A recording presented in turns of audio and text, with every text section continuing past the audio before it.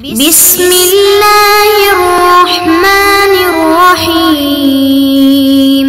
صلی اللہ علیہ رسول الکریم۔ السلام علیکم ورحمۃ اللہ وبرکاتہ۔ طلاب کرام عزیز کیسے ہیں؟ امید کرتے ہیں بخیر وعافیت سے ہوں گے۔ بدایت المعارف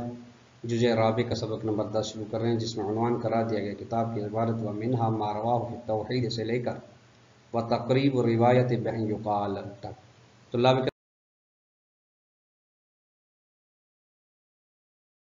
مسئلہ امر بین الامرین کے بارے میں روایات چل رہی تھی، ان روایات میں سے کچھ کو آج بھی بیان کیا جائے گا۔ ومنہا مسئلہ امر بین الامرین میں سے جو روایات کے بارے میں جو روایات تھیں، ان روایات میں سے ایک روایت وہ ہے ما رواہ فی التوحید، جس کو شیخ صدوق نے کتاب توحید میں روایت کیا ہے کہ جاء رجل الی امیر المومنین علیہ السلام، ایک شخص علی علیہ السلام کے پاس آئے، فقال، عرض کرنے لگا، یا امیر المومنین، اے علی علیہ السلام، اخبرنی عن القدر، مجھے قدر کے بارے میں بتائیں، قدر کیا ہے؟ فقال، علی علیہ السلام نے فرمایا، بحر عمیق فلا تلجہ، گہرا سمندر ہے جس میں مت کودنا، داخل مت ہونا۔ فقال، یا امیر المومنین، علی علیہ السلام، اخبرنی عن القدر، پھر دوبارہ پوچھا کہ مولا بتائیے قدر کیا ہے؟ قال، مولا نے فرمایا، طریق مظلم فلا تسلکہ، ایک ظلمت والا راستہ ہے، اندھیرے والا راستہ ہے، اس پہ نہ چلنا۔ قال، یا امیر المومنین، پھر وہ شخص کہنے لگا تیسری بار کہ اخبرنی عن القدر، مولا بتائیے قدر کیا ہے؟ قال، مولا نے فرمایا، سر اللہ فلا تتکلف، ایک خدا کا راز ہے، اس میں خود کو زحمت میں نہ ڈالنا۔ قال، یا امیر المومنین اخبرنی عن القدر، پھر چوتھی بار فرمایا کہ مولا قدر بتائیے کیا ہے؟ قال، مولا وہ کہتا ہے کہ فقال امیر المومنین، یعنی راوی کہتا ہے کہ علی علیہ السلام نے فرمایا، اما اذا ابیت فانی سال، اگر تو اس قدر کے بارے میں سوال کرنے سے نہیں رکتا تو میں آپ سے چند سوال پوچھتا ہوں۔ اخبرنی، تو مجھے بتا، اکانت رحمت اللہ للعباد قبل اعمال العباد ام کانت اعمال العباد قبل رحمت اللہ، مجھے یہ بتا کہ انسانوں کے اعمال انجام دینے سے پہلے انسانوں پر عباد پر بندگان خدا پر رحمت خدا ہوتی ہے، یا جب وہ اعمال انجام دیتے ہیں بعد میں رحمت خدا آتی ہے؟ یعنی پہلے اعمال بندگان ہیں پھر رحمت ہے، یا پہلے رحمت ہے پھر اعمال بندگان ہیں؟ قال، وہ کہنے لگا، فقال له الرجل، راوی کہتا ہے کہ علی علیہ السلام کی خدمت میں وہ شخص عرض کرنے لگا، بل کانت رحمت اللہ للعباد قبل اعمال العباد، بلکہ خداوند متعال کی رحمت پہلے ہے، افعال عباد بعد میں ہیں۔ فقال امیر المومنین علیہ السلام، علیہ السلام نے فرمایا، قوموا، بس اٹھ جا۔ علی علیہ السلام نے وہاں پہ جو محفل میں دوسرے افراد سامنے تھے ان سے کہا، اٹھو، فسلموا علی اخیکم، اپنے بھائی پہ سلام کرو، فقد اسلم وقد کان کافرا، اس نے ابھی اسلام لا لیا اس جواب کے ذریعے سے، اور جبکہ پہلے کافر تھا۔ قال، راوی کہتے ہیں، وانطلق الرجل غیر بعید، وہ وہاں سے چلا گیا شخص جو سوال پوچھ رہا تھا، یا جس سے علی علیہ السلام نے بعد میں سوال پوچھا کہ رحمت خدا پہلے ہے یا اعمال بندگان پہلے ہیں، لیکن غیر بعید تھوڑا سا دور گیا تھا۔ ثم انصرف الیہ، پھر علی علیہ السلام کی جانب لوٹ کے آیا، فقال له، پھر کہنے لگا، یا امیر المومنین، اے علی علیہ السلام، اب المشیت الاولی نقوم و نقعد و نقبض و نبسط، کیا ہم پہلے ہی یعنی پہلی مشیت یعنی پہلے ارادے خدا کے ذریعے سے ہم اٹھ رہے ہیں، بیٹھ رہے ہیں اور اپنے کاموں کو انجام دے رہے ہیں؟ قبض و بسط طلاب کرام عزیز اپنی زندگی کے تصرفات کو کہا جاتا ہے۔ فقال له امیر المومنین علیہ السلام، علیہ السلام نے اس سے فرمایا، وانک لبعید فی المشیت، تم اب مشیت سے دور ہو، اب اس کی منزل تک نہیں پہنچے ہو، مشیت تمہیں سمجھ میں نہیں آئے گی۔ اما انی سائلک عن ثلاث، لیکن میں تم سے تین چیزوں کے بارے میں سوال پوچھتا ہوں، لا یجعل اللہ لک فی شیء منها مخرجا، ان تین چیزوں میں سے خداوند متعال نے نکلنے کا راستہ تمہارے لیے نہیں چھوڑا۔ اب سوال ہے، اخبرنی، اب مجھے بتا دو، اخلق اللہ العباد کما شاء او کما شاءوا، کیا خداوند متعال نے بندوں کو اپنی مشیت کے مطابق پیدا کیا، یعنی جس طرح خدا نے چاہا اس طرح پیدا کیا، یا جس طرح بندے چاہ رہے تھے اسی طرح خدا نے انہیں پیدا کیا؟ فقال شخص کے اندر کما شاء جس طرح خدا نے چاہا ہے اسی طرح پیدا ہوئے. دوسرا سوال قال فخلق اللہ العباد لما شاء خدا نے بندوں کو پیدا کیا ہے خلق کیا ہے اس چیز کے لیے جس کو لیے خدا چاہ رہا تھا جس چیز کے لیے جس مقصد خدا کی مشیت تھی یعنی جو خدا کی نظر میں مقصد تھا مشیت کے مطابق یا اس مقصد کے لیے جو بندوں کی نظر میں تھا. فقال شخص کے لما شاء اس مشیت و مقصد کے لیے جس کے لیے خدا کا ارادہ تھا. قال علیہ السلام کا یاتونہ یوم القیامت کما شاء کما شاء قیامت کے دن حساب و کتاب والے دن عباد خدا کی مرضی سے آئیں گے یا اپنی مرضی سے آئیں گے. قال یاتونہ کما شاء وہ شخص عرض کرنے لگا جس طرح خدا چاہے گا اس طرح آئیں گے. قال علیہ السلام کا قم بس اٹھ جا فلیس الیک من المشیت شیء مشیت میں سے آپ کے لیے کوئی حصہ نہیں ہے اور مشیت کی اس سے زیادہ وضاحت نہیں ہو سکتی. بحر المعاد نمبر 5 صفحہ نمبر 111 پہ حدیث موجود ہے. شارح محترم فرماتے ہیں کہ اس حدیث کے ذیل میں علامہ طباطبائی نے کچھ وضاحت فرمائی ہے.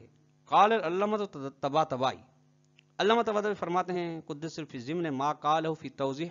الروایت اس حدیث کے ضمن میں جس کو علیہ السلام فرمایا ہے اس حدیث کے ذیل کی وضاحت کے ذیل میں فرماتے ہیں والاشیاء انما ترتبط به تعالی من جهت صفاته الفعلیۃ التي بها ينعم عليها ويقيم صلبها ويدبر امرها.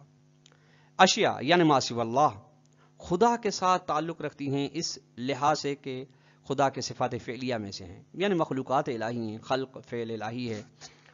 کہ خدا نے ان کے اوپر نعمتیں نازل کی اور ان کو وجود دیا اور ان کو بقا دی یعنی ان کے کاموں کو چلا رہا ہے جیسے کر رحمت و رزق و ہدایت و احیاء و حفظ و خلق وغیرہ وا یقابلها یہ رحمت خداوندی رزق دینا خدا کا جس کے لیے مرزوق ہونا ضروری ہے فعل خدا کے ساتھ تعلق ہدایت ہے زندہ کرنا حفاظت دینا پیدا کرنا وغیرہ اور اس کے ان کے مقابل میں جو صفات ہیں عدم رحمت یعنی غضب الہی عدم رزق وغیرہ فللہ سبحانہ من جہت صفات فعلہ داخل فی کل خداوند متعال کے لیے ہی ہے دخالت اس لیے کہ خدا کی صفات فعلیہ میں سے ہے یعنی صفات فعلیہ الہی کو دیکھ کے مد نظر رکھ کے اس کو دخالت ہے ان مخلوق ہر اس چیز میں مخلوق ہے یعنی اس کے اندر احاطہ ہے خدا کا خدا کے احاطے سے بیرون نہیں. اما یتعلق به اور وہ چیز جو مخلوق سے تعلق رکھتی ہے اس کے اندر خدا کو دخالت ہے وہ کیا ہے من اثر کسی بھی شے مخلوق کا اثر ہو یا فعل ہو یا اس کا یعنی وہ خدا کے دائرے قدرت میں ہیں. اذ لا معنی لاثبات صفته صفت فیہ تعالی متعلق بالاشیاء وهي لا تتعلق بها چونکہ یہ معنی ہی نہیں بنتا کہ ایک صفت خدا کے اندر ہو جو تعلق رکھتی ہو اشیاء کے اندر یعنی وہ مخلوقات میں ہو جیسے قدرت خدا کے اندر خلق کرنا رزق دینا خدا کے اندر ہے اور مخلوقات میں بے اندر ہے وہ یہ تک نہیں بنتی کہ اشیاء کے ساتھ وہ صفت ہے اشیاء کے اندر صفت ہے خدا کے اندر وہ یہ لا تعلق بہا حالانکہ وہ صفت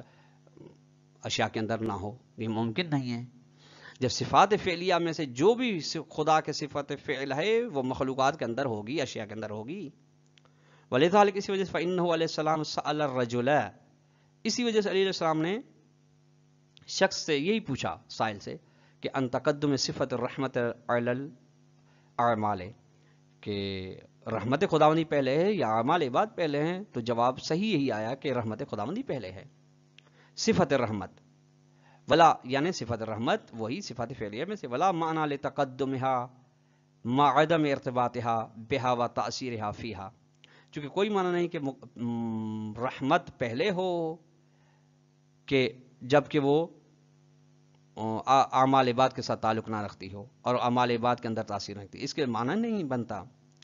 یعنی رحمت پہلے ہے یعنی حتماً اعمال عباد کے ساتھ وہ تعلق رکھتی ہے. فقد نظم اللہ الوجود بحیث تجری فیہ الرحمت والہدایت والمثوبۃ والمغفرۃ خداوند متعال نے وجود کا سلسلہ اس طرح سے چلایا ہے کہ اس کے اندر اس وجود کے اندر رحمت خداوندی ہدایت خداوندی ثواب و مغفرت جاری ہے. اسی طرح وہ چیزیں بھی جاری ہیں جو ان کے ضد میں ہیں رحمت کی ضد ہدایت کی ضد وغیرہ. ولا یجب ذلک بطلان الاختیار فی الافعال، اور یہ تمام ان چیزوں کا ہونا، یعنی صفات فعلیہ الہی کا مخلوقات کے اندر ہونا، یا مخلوقات کے اندر اور مخلوقات کے اثر و فعل کے اندر خدا کی صفت کا دخلت رکھنا، یہ ہرگز سبب نہیں بنتا کہ یہ کہا جائے کہ بس اختیار نہیں ہے اب انسان کو اپنے افعال میں، یعنی نظر اختیار کو باطل قرار دیا جائے افعال میں۔ فإن تحقق الاختیار نفسی، خود اختیار کا ہونا من مقدمات تحقق الامر المقدر ہے، تقدیر میں تعین شدہ امر کے مقدمات میں سے ایک مقدمہ ہے کہ اختیار کے ساتھ انسان اعمال انجام دے۔ اذ لولا الاختیار لم يتحقق طاعۃ ولا معصیۃ، جو اگر اختیار انسان نہیں ہوگا، اختیار بندگان نہیں ہوگا، تو نہ اطاعت ہوگی نہ معصیت ہوگی۔ جب نہ اطاعت ہوگی نہ معصیت ہوگی تو فلم يتحقق ثواب ولا عقاب ولا امر ولا نہی ولا بعث ولا تبلیغ، تو پھر نہ ثواب کا تصور پایا جائے گا، نہ سزا کا تصور پایا جائے گا، نہ امر آئے گا، نہ نہیں آئے گی، نہ حشر و نشر ہوگا، نہ تبلیغ ہوگی کسی چیز کی۔ ومن ہونا، یہیں سے یظہر وجہ تمسک الامام بسبق صفت الرحمت علی العمل، یہیں سے ظاہر ہوتا ہے کہ کون سی چیز سبب بنی کہ امام علیہ السلام اس جملے کو کا انتخاب کریں کہ خدا کی رحمت سبقت رکھتی ہے عمل انسانی سے۔ ثم بیان علیہ السلام، اس کے بعد امام علیہ السلام ان للہ مشیۃ فی کل شیء، کہ ہر چیز کے اندر خدا کی مشیت ہے۔ وانہ لا تلغوا، اور وہ مشیت ایسی مشیت ہے کہ وہ لغو نہیں۔ ولا تغلبہ مشیت العبد، ولا تغلبہ مشیت العبد، اور خدا کی مشیت پر بندے کی مشیت غلبہ پیدا نہیں کرتی۔ بس فالفعل لا یخطئ مشیتہ تعالی، بس جو فعل ہے وہ خطا پذیر نہیں ہے خدا کی مشیت کے ساتھ، ولا یہ نہیں ٹکراتا۔ ولا یوجب ذلک بطلان تاثیر مشیت اللہ، اور یہ چیز سبب نہیں بنتی کہ اس بات کو باطل قرار دیا جائے کہ خدا کی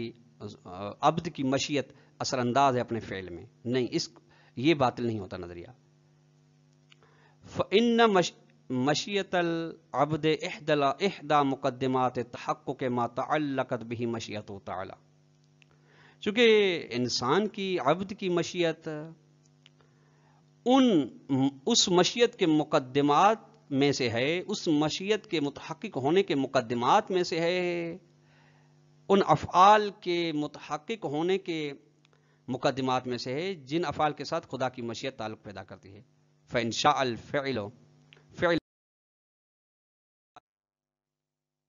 فعل الذي یوجد بمشیت العبد، اگر وہ چاہتا ہے کہ ایسا فعل انجام دیا جائے جو عبد کی مشیت کے ساتھ وجود میں آئے، تو فلا بد، ضروری ہے لمشیت العبد من التحقق وقت تاثیر ہے، تو پھر مشیت عبد کا ہونا ضروری ہے، اس کے تاثیر کا ہونا ضروری ہے۔ ففہم ذالک، آپ اس کے بارے میں غور و فکر کریں۔ شارح محترم فرماتے ہیں هذه روایت شریفۃ علی ارتفاع مکانتها ولطف مضمونها یتضح بها جمیع ما ورد فی الباب من مختلف الروایات، یہ روایت اس کے ساتھ کہ اس کی اہمیت بہت بلند ہے اور اس کا مضمون لطیف ہے، اس کے ذریعے سے واضح ہو جاتی ہیں تمام وہ چیزیں جو آئی ہیں اس باب میں، باب امر بین الامرین میں، جو دیگر روایتیں ہیں، جو مختلف دیگر روایتیں ہیں، وہ ان کا اختلاف دور ہو جاتا ہے۔ وقدر آیات المختلفۃ، اس طرح مختلف جو آیات ہیں اس کے بارے میں، من غیر حاجت الی اخذ بعض و تعویل بعض، اب ضرورت نہیں پڑتی کہ بعض روایات یا آیات کو لیا جائے، بعض کی تعویل کی جائے، اب ضرورت ہی نہیں پڑتی۔ ومنها، ایک اور روایت، ما روى فی المحاسن عن حمران عن ابی عبداللہ علیہ السلام،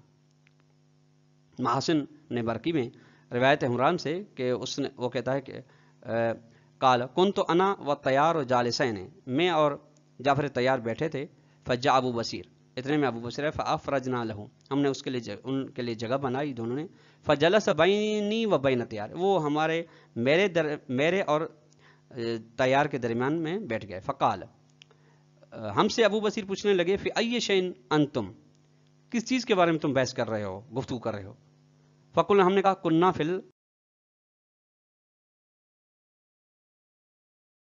ہم ارادے کے بارے میں،